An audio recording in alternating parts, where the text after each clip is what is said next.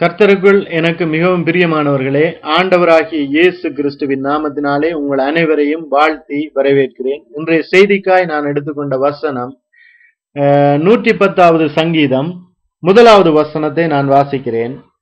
கர்த்தர் என் ஆண்டவரை நோக்கி, நான் உம்முடைய சத்துருக்களை உமக்கு பாதபடியாக்கி போடும் வரைக்கும் நீர் என்னுடைய வலது பார்சத்தில் உட்காரும் என்றார். ஆமேன். பிரியமானவர்களே, இந்த சங்கீதம் தாவீது ராஜாவினால் பாடப்படுகிற சங்கீதமாக இருக்கிறது. இது ஒரு தீர்க்க தரிசன சங்கீதமாகவும் அமைகிறது. பிரியமானவர்களே, ஆண்டவராகிய இயேசு கிறிஸ்துவை பார்த்து பிதாவானவர் தேவனானவர் தம்முடைய குமாரனை பார்த்து, குமாரனாகிய கிறிஸ்துவை இயேசு கிறிஸ்துவை பார்த்து சொல்லுவதாக இந்த சங்கீதம் அமைகிறது.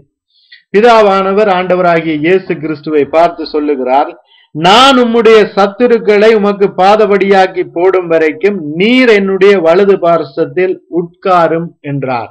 ஆமேன். பிரியமானவர்களே, ஆண்டவராகிய இயேசு கிறிஸ்துவை பார்த்து பிதாவானவர் சொல்லுகிற காரியமாக இது அமைகிறது. இந்த ஆண்டவராகிய இயேசு கிறிஸ்து இந்த பூமியிலே வாழுகின்ற வேளையிலே பிசாசானவனால் கோபப்படுத்தப்பட்டார். ஜனங்களால், இந்த இஸ்ரவேல் ஜனங்களால் கோபப்படுத்தப்பட்டார். பரிசேயர், சதுசேயர், இப்படியாக வேதபாரகர்கள் மூலமாக கோபமூட்டப்பட்டார். ஆனாலும் ஆண்டவராகிய இயேசு கிறிஸ்து பொறுமையாக இருந்தார்.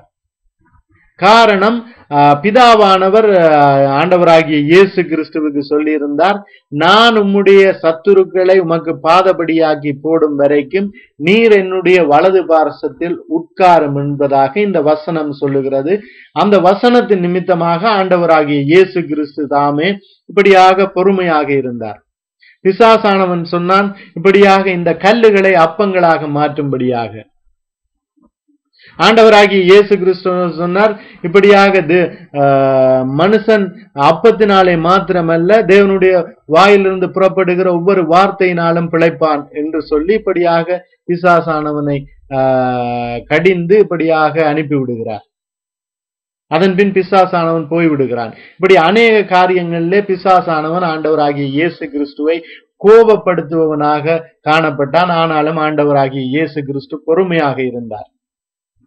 இப்படியாக ஜனங்கள் மூலமாக கோபமூட்டப்பட்டார் ஆண்டவராகிய இயேசு கிறிஸ்து. ஆனாலும் பொறுமையாக இருந்தார். இப்படி அநேக காரியங்கள் ஆண்டவராகிய இயேசு கிறிஸ்துவை கோபமூட்டுவதாக இருந்தது. ஆனாலும் அவர் பொறுமையாக இருந்தார். காரணம், தேவனுடைய சித்தத்தை நிறைவேற்ற வேண்டும் என்பதற்காக.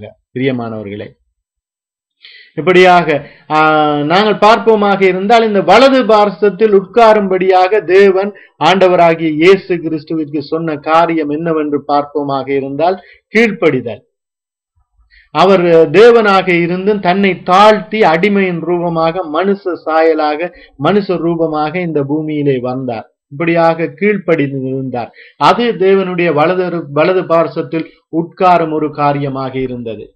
ஆண்டவராகிய இயேசு கிறிஸ்து தன்னை தாழ்த்தி இந்த பூமியிலே வந்து மனுஷர்களுக்கு தேவனுடைய ராஜ்யத்தை பற்றி பிரசங்கித்தார். அது தேவனுடைய வலது பார்சத்திலே உட்காரும்படியான காரியமாக இருந்தது.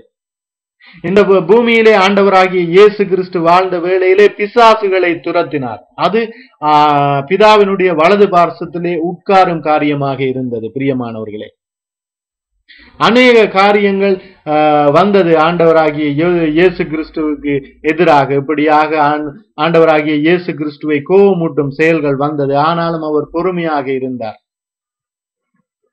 பிதாவின் வலது பார்சத்திலே இருந்து தேவன் பார்த்து கொள்ளுவார் என்கின்ற அந்த காரணத்தினால் பிதாவின் வலது பார்சத்தில் இருப்பவராக இருந்தார். ஆண்டவராகிய இயேசு கிறிஸ்துவை பார்ப்போமாக இருந்தால், அவர் தேவனுடைய குமாரன். அவருக்கு சகல வல்லமைகளும் உண்டு. இப்படியாக பிசாசானவன் கோபப்படுத்திய வேளையிலே அந்த இடத்திலே பிசாசை அவர் எது வேண்டுமென்றாலும் செய்து விடலாம். அப்படியான வல்லமை இருந்தது. ஆனாலும் அவர் பொறுமையாக பிதாவின் வலது பார்சத்தில் உட்காருபவராக இருந்தார். பிரியமானவர்களே, என்று பார்ப்போமாக இருந்தால், ஆண்டவராகிய இயேசு கிறிஸ்து எங்களுக்கு ஒரு வாழ்க்கை முறையை கற்பிக்கும்படியாகவே இந்த பூமியிலே வந்தார். எங்களுடைய பாவங்களை சுமந்து எங்களுடைய பாவங்களுக்காக அவர் மரிக்க வேண்டும். அது தேவனுடைய சித்தம். அதை விட எப்படி ஒரு கிறிஸ்தவன் வாழ வேண்டும் என்பதற்காக ஒரு எடுத்துக்காட்டாக ஆண்டவராகிய இயேசு கிறிஸ்து இந்த பூமியிலே வாழ்ந்து காட்டினார். பரிசுத்தத்தோடு இப்படியாக தேவனுடைய ஊழியத்தை செய்ய வேண்டும் என்பதை செய்து காட்டினார். இப்படியாக அநேக இடங்களுக்கு சென்று தேவனுடைய ராஜ்யத்தை பற்றி சுவிசேஷத்தை பிரசங்கித்தார். பரலோக ராஜ்யம் சமீபமாய் இருக்கிறது என்று சொல்லி தேவனுடைய ராஜ்யத்தை பிரசங்கித்தார். இப்படி அநேக காரியங்களை செய்தார். பேய்களை ஓட்டினார், நோய்களை குணமாக்கினார், மரித்து போன மனிதர்களை எழுப்பினார். அவர் சொன்னார், நான் செய்வதை பார்க்கிலும் அநேக காரியங்களை நீங்கள் செய்வீர்கள் என்று அவர் சொன்னார். இப்படியாக அவர் இருந்த வேளையிலே பிதாவின் வலது பார்சத்தில் உட்காருபவராக இருந்தார். பிதாவின் சொற்படி, பிதாவின் சித்தத்திற்கு அமைய இப்படியாக வலது பார்சத்திலே உட்கார்ந்து அவர் தேவனுடைய சித்தத்தை நிறைவேற்றினார். தேவனுடைய சித்தத்தை நிறைவேற்றுவது தான் அந்த பிதாவின் வலது பார்சத்திலே உட்காரும் ஒரு காரியமாக இருந்தது. பிரியமானவர்களே, அந்த பிதாவின் வலது பார்சத்திலே அவர் உட்கார்ந்த வேளையிலே தேவன் அவருக்கு மிகுதியான காரியங்கள் எல்லாவற்றையும் செய்தார். அவருடைய சத்துருக்களை அவருடைய பாதத்துக்கு கீழே தாழ்த்தினார். பிரியமானவர்களே, ஆண்டவராகிய இயேசு கிறிஸ்து இந்த பூமியிலே வாழ்ந்த வேளையிலே எங்களுக்கு அவர் எப்படி வாழ வேண்டும் என்கின்ற அந்த வாழ்க்கை முறையை காட்டி சென்றார். பிரியமானவர்களே, இன்று நாமும் அந்த பிதாவின் வலது பார்சத்திலே ஆண்டவராகிய இயேசு கிறிஸ்து உட்கார்ந்தது போல அதற்கு ஒப்பாக நாங்களும் உட்கார வேண்டும். தேவனுடைய வலது பார்சத்திலே ஆண்டவராகிய இயேசு கிறிஸ்து உட்கார்ந்து இப்படியாக தேவனுடைய சித்தத்தை நிறைவேற்றியது போல நாமும் அதற்கு ஒப்பாக இப்படியாக நாங்களும் தேவனுடைய வலது பார்சத்திலே உட்காருவதற்கு ஒப்பாக நாங்கள் இருந்து தேவனுடைய சித்தத்தை நிறைவேற்ற வேண்டும். பிரியமானவர்களே, என்ன அப்படியாக தேவனுடைய சித்தத்தை நிறைவேற்ற வேண்டும் என்று சொன்னால், நாங்கள் இந்த பூமியிலே அநேகரால் கோபப்படுத்தப்படலாம். எங்களுக்கு அநேக காரியங்கள் எங்களுக்கு விரோதமாக வரும். அப்படியாக வருகின்ற வேளையிலே அந்த பிரச்சனைகளை நாங்கள் சமாளிக்க வேண்டும் என்றால், தேவன் எங்களுக்காக யுத்தம் செய்ய வேண்டும் என்றால், அந்த ஆண்டவராகிய இயேசு கிறிஸ்து பிதாவின் வலது பார்சத்திலே உட்கார்ந்த வேளையிலே ஆண்டவராகிய இயேசு கிறிஸ்துவினுடைய சத்துருக்களை அந்த தேவன் தாமே ஆண்டவராகிய இயேசு கிறிஸ்துவிற்கு பாதபடிகள் ஆக்கி போட்டது போல நாங்களும் அவருடைய சித்தத்தின்படியாக ஆண்டவருக்கு கீழ்ப்படிந்து ஆண்டவருடைய சித்தத்துக்கு கீழ்ப்படிந்து பரிசுத்தத்தோடு நாங்கள் வாழ்க்கை வாழ்ந்து இப்படியாக தேவனுடைய சுவிசேஷத்தை மற்றவர்களுக்கு சொல்லி இப்படியாக நாங்கள் துன்பங்களை துக்கங்களை சகித்து கொண்டு இப்படியாக தேவனுடைய வலது பார்சத்திலே ஆண்டவராகிய இயேசு கிறிஸ்து உட்கார்ந்ததுக்கு ஒப்பாக நாங்களும் உட்கார்ந்து இருப்போமாக இருந்தால் தேவன் தாமே எங்களுக்காக யுத்தம் செய்வார். தேவன் தாமே எங்களுக்காக வழக்காடுவார். எங்களை யார் அநேகர் கோபப்படுத்தினாலும் நாங்கள் பொறுமையாக இருக்க வேண்டும். காரணம், எங்களுக்காக வழக்காடுபவர் ஆண்டவராகிய இயேசு கிறிஸ்து, எங்களுக்காக யுத்தம் செய்பவர் ஆண்டவராகிய இயேசு கிறிஸ்து. அவர் தாமே எங்களுக்காக யுத்தம் செய்வார். நாங்கள் பொறுமையாக இருக்கின்ற வேளையிலே, நாங்கள் பரிசுத்தத்தோடு இருக்கின்ற வேளையிலே, நாங்கள் பிதாவின் சித்தத்தின்படியாக இப்படியாக இருக்கின்ற வேளையிலே தேவன் தாமே எங்களுக்காக யுத்தம் செய்வார். நாங்கள் யுத்தம் செய்வோமாக இருந்தால் தேவன் அவர் செய்ய மாட்டார், அவர் பேசாமல் இருப்பார். நாங்கள் பேசாமல் இருந்தோமானால் தேவன் தாமே எங்களுக்காக யுத்தம் செய்வார். பிரியமானவர்களே, ஆண்டவராகிய இயேசு கிறிஸ்துவும் அப்படித்தான் இந்த பூமியிலே வாழ்ந்த நாட்களிலே இருந்தார். தேவன் ஆண்டவராகிய இயேசு கிறிஸ்துவினுடைய சத்துருக்களை பாதபடியாக்கி போடும் வரைக்கும் அவர் பொறுமையாக இருந்தார். அவருடைய முகத்திலே இப்படியாக அறைந்தார்கள், அவருடைய முகத்திலே காரி உமிழ்ந்தார்கள். அவர் பொறுமையாக இருந்தார். காரணம், தேவன் தாமே அவருக்கு வாக்கு கொடுத்திருந்தார், உம்முடைய சத்துருக்களை நான் உமக்கு பாதபடியாக்கி போடும் வரைக்கும் நீர் என்னுடைய வலது பார்சத்தில் உட்காரும் என்று. அதன் நிமித்தமாக தேவனுடைய பிதாவினுடைய வார்த்தையின்படியாய் அவர் வலது பார்சத்திலே உட்கார்ந்திருந்தார். அவரை காரி உமிழ்ந்தார்கள், வாரினால் அடித்தார்கள், அப்பொழுதும் வலது பார்சத்திலே உட்கார்ந்திருந்தார். பிரியமானவர்களே, இப்படியாக முள்முடியை அவருடைய தலையிலே சூடினார்கள். அப்பொழுதும் அவர் தேவனுடைய வலது பார்சத்தில் உட்கார்ந்திருந்தார், பொறுமையாக உட்கார்ந்திருந்தார். பிரியமானவர்களே, அது நிமித்தமாக அவரை சிலுவையிலே அடித்தார்கள், அவர் மரித்தார். அவர் பொறுமையாக இந்த வலது பார்சத்திலே உட்கார்ந்தது நிமித்தமாக அவர் மரித்தார். ஆனாலும் 3ஆம் நாள் உயிரோடு எழுந்தார். பிரியமானவர்களே, தேவன் அவரை எழுப்பினார், ஆண்டவராகிய இயேசு கிறிஸ்துவை எழுப்பினார். ஏனென்றால் அவர் பொறுமையாக பிதாவின் வலது பார்சத்தில் உட்கார்ந்தது நிமித்தம் இப்படியாக தேவன் ஆண்டவராகிய இயேசு கிறிஸ்துவை எழுப்பினார். இயேசு கிறிஸ்து இந்த பூமியிலே வாழ்ந்த பொழுது அவர் சொன்னார், இந்த ஜீவனை நான் கொடுக்கவும் எனக்கு அதிகாரம் இருக்கு, தன்னுடைய ஜீவனை கொடுக்கவும் அதிகாரம் இருக்கு, அதை திரும்பவும் எடுத்துக்கொள்ளவும் அதிகாரம் இருக்கு என்ற இப்படியாக உயிரோடு எழுந்தார். பிரியமானவர்களே, இப்படியாக பிதாவின் சொற்படி கேட்டதன் நிமித்தம், வலது பார்சத்தில் உட்கார்ந்து இருந்ததன் நிமித்தம் அவர் 3ஆம் நாளிலே உயிரோடு எழுந்தார். மரித்து 3ஆம் நாளிலே உயிரோடு எழுந்தார். பாதாளத்தின் திறவுகோல்களை பிசாசின் இடத்தில் இருந்து பறித்தார். பாதாளம் சென்று பிசாசின் தலையை மிதித்தார். இப்படியாக பழைய ஏற்பாட்டு பரிசுத்தவான்களை அப்படியாக சிறை மீட்டார். பிரியமானவர்களே, அநேக காரியங்களை செய்தார். சிலுவையிலே வெற்றி சிறந்தார். காரணம், இப்படியாக அவர் பிதாவின் வலது பார்சத்தில் உட்காருபவராக இருந்தார். பிரியமானவர்களே, இப்படியாக நாங்களும், எங்களுக்கு அநேக பிரச்சனைகள் வரலாம், அநேக துன்பமான காரியங்கள் வரலாம். அந்த நேரங்களிலே நாங்கள் இப்படியாக ஆண்டவராகிய இயேசு கிறிஸ்து பிதாவின் வலது பார்சத்தில் உட்கார்ந்தது போல நாங்களும் அதற்கு ஒப்பாக உட்காராவிட்டால் நாங்கள் அந்த பிரச்சனைகளை சமாளிக்க முடியாது. காரணம், நாங்கள் அந்த பிரச்சனைகளுக்கு முகம் கொடுத்து நாங்கள் யுத்தம் செய்வோம், நாங்கள் வழக்காடுவோம், நாங்கள் வீண் பேச்சுக்களை அதற்கு எதிராக பேசுவோமாக இருந்தால் தேவன் சும்மா இருப்பார்.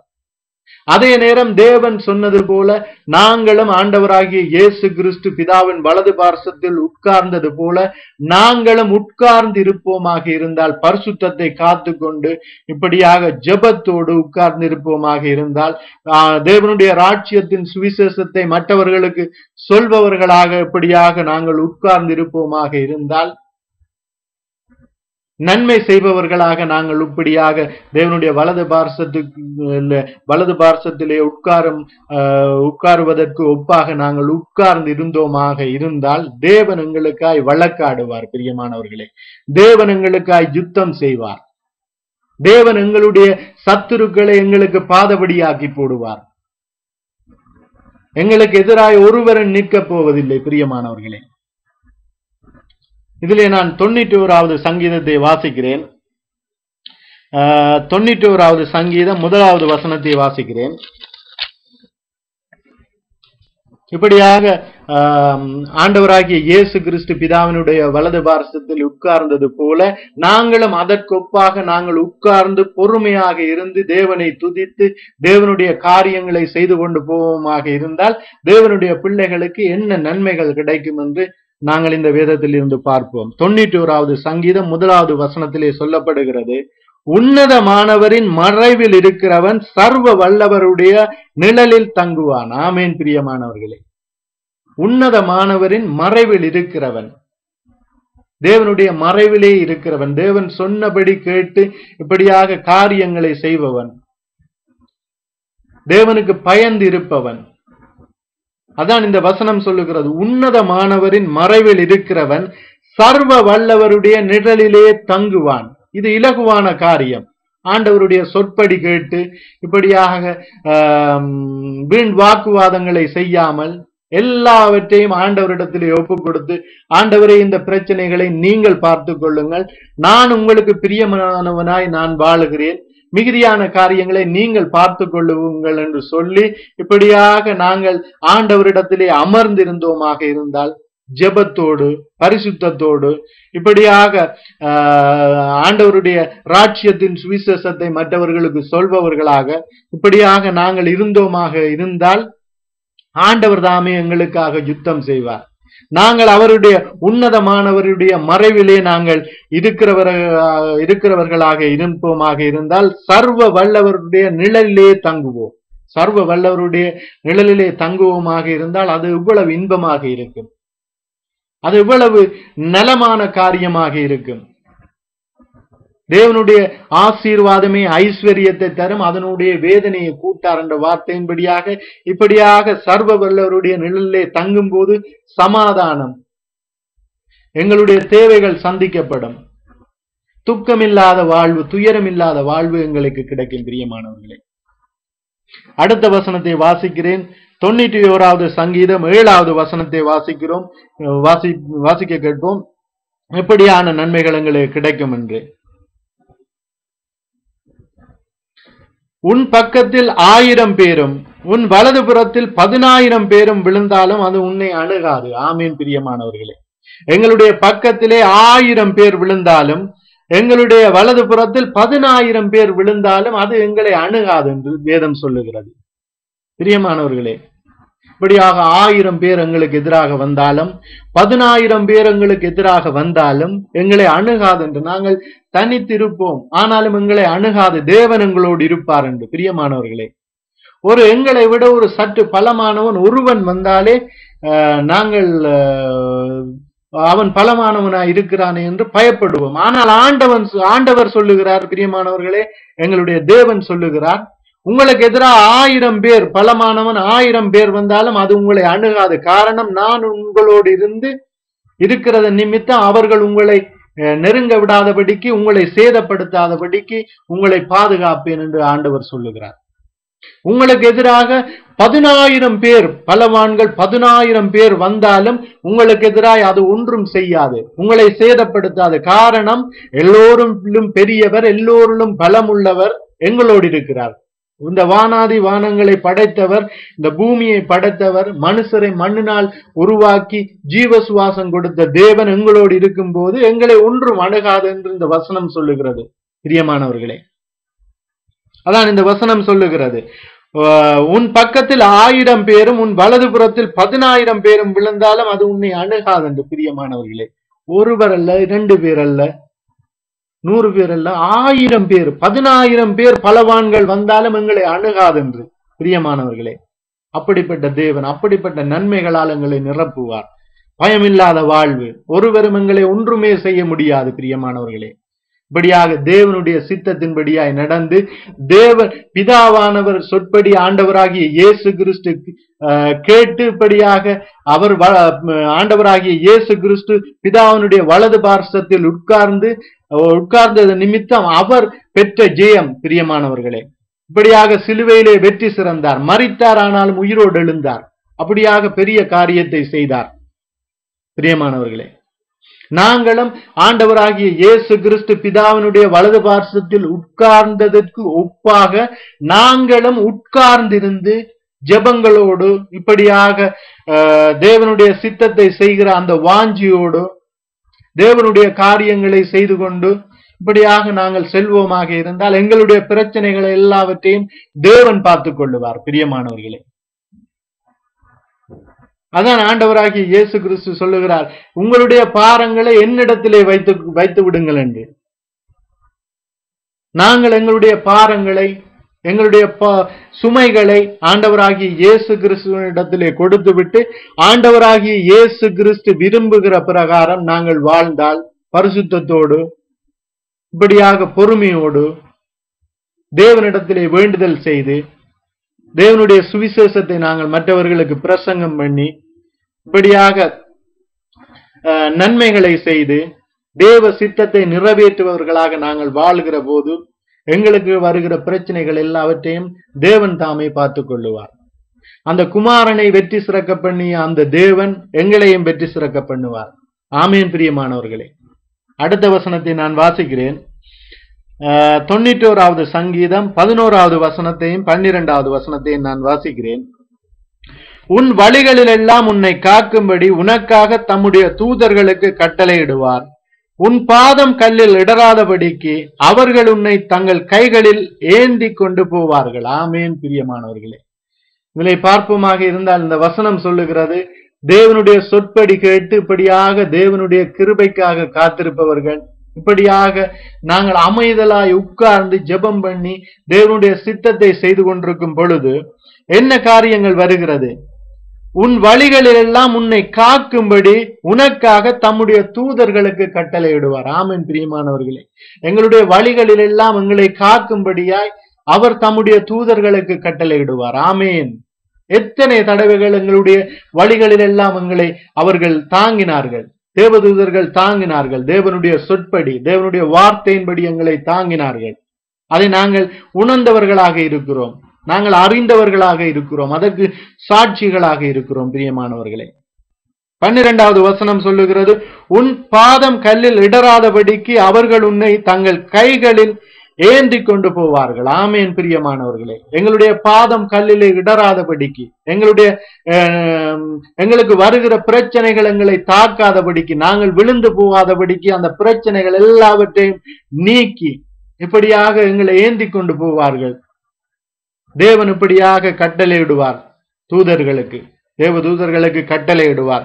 இந்த மகனுடைய பாதம் கல்லில் இடராதபடிக்கு அவர்களை தாங்கிக் கொண்டு செல்லுங்கள் என்று தேவதூதர்களுக்கு கட்டளையிடுவார். ஆமேன். எத்தனை தடவைகள் எங்களுடைய வாழ்க்கையிலும் எங்களுடைய பாதங்கள் கல்லிலே இடறுவது போல இருந்தது, ஆனால் இடரவில்லை. தேவன் தாமே தூதர்களுக்கு கட்டளையிட்டு இப்படியாக தாங்கிக் கொண்டு சென்றார். பிரியமானவர்களே, தேவனுடைய சொற்படி கேட்டு இப்படியாக நாங்கள் நடக்கும் பொழுது, ஆண்டவராகிய இயேசு கிறிஸ்து பிதாவினுடைய சொற்படி கேட்டு இந்த பூமியிலே நடந்த வேளையிலே, பிதாவினுடைய வலது பார்சத்திலே உட்கார்ந்த வேளையிலே, அந்த ஆண்டவராகிய இயேசு கிறிஸ்துவினுடைய சத்துருக்களை பிதாவானவர் பாதபடியாகி போட்டார் ஆண்டவராகிய இயேசு கிறிஸ்துவிற்கு. அதன் நிமித்தமாக ஆண்டவராகிய இயேசு கிறிஸ்து இந்த பூமியிலே தேவனுடைய சித்தத்தை நிறைவேற்றினார். இப்படியாக தேவனுடைய சித்தத்தின்படியாய் மனிதர்களுடைய பாவத்தை சுமந்து இப்படியாக பாவமே அறியாத பரிசுத்தர் சிலுவையிலே மரித்தார். பிரியமானவர்களே, ஆனாலும் அவர் தேவனுடைய வலது பார்சத்திலே உட்கார்ந்தது நிமித்தம், தேவனுடைய சித்தத்தை செய்தது நிமித்தம் அவர் 3ஆம் நாளிலே உயிரோடு எழுந்தார். தேவனுடைய சித்தத்தை நிறைவேற்றினார். சிலுவையிலே வெற்றி சிறந்தார், மரணத்தை ஜெயித்தார், உயிரோடு எழுந்தார், இன்றும் ஜீவிக்கிறார். அவருக்கு சாட்சிகளாக நாங்கள் இருக்கிறோம்.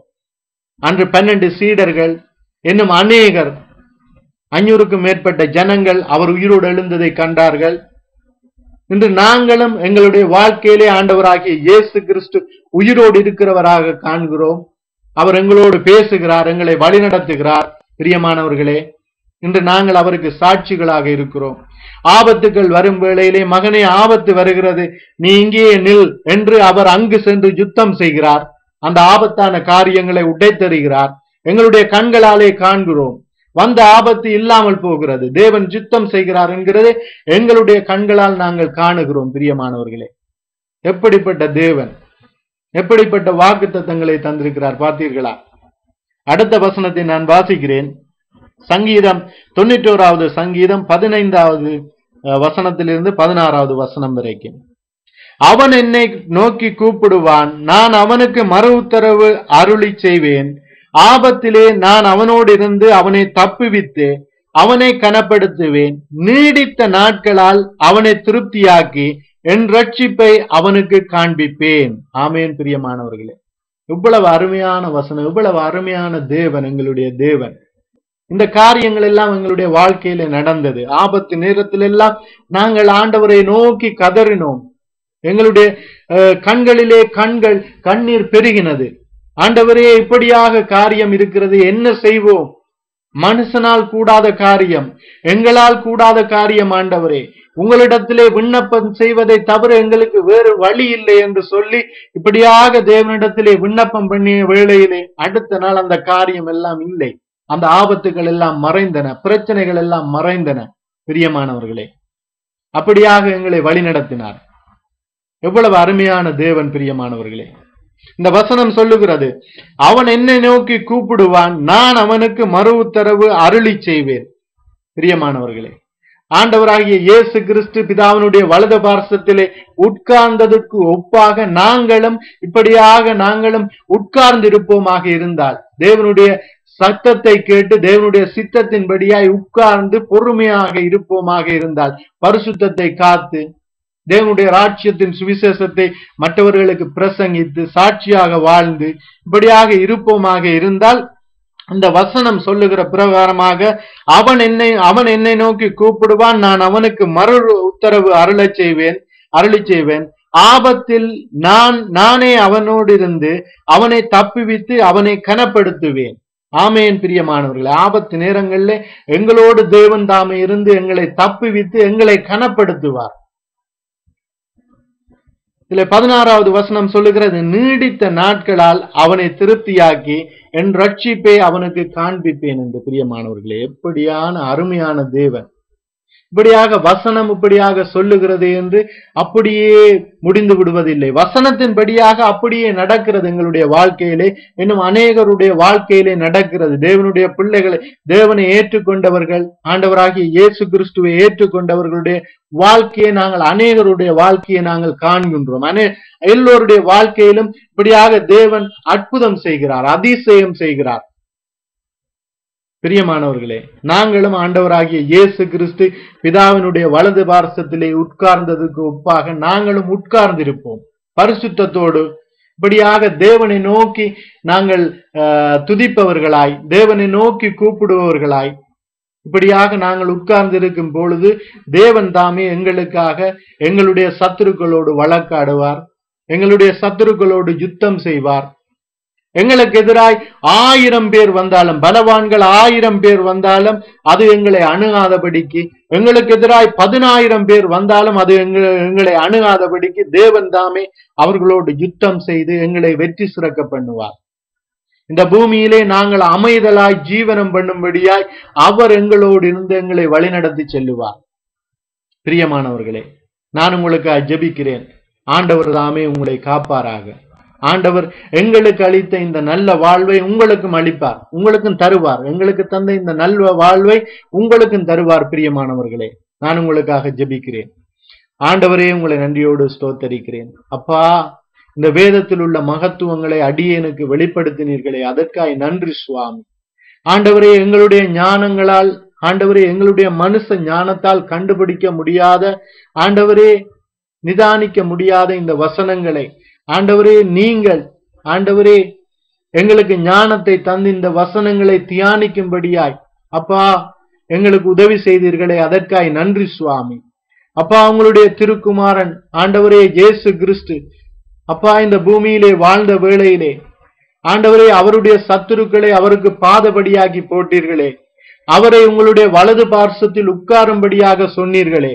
அவர் உங்களுடைய வலது பார்சத்தில் உட்கார்ந்த வேளையிலே, அவர் உங்களுக்கு பிரியமாய் நடந்த வேளையிலே அவருடைய சத்துருக்களோடு நீங்கள் யுத்தம் செய்தீர்கள் சுவாமி.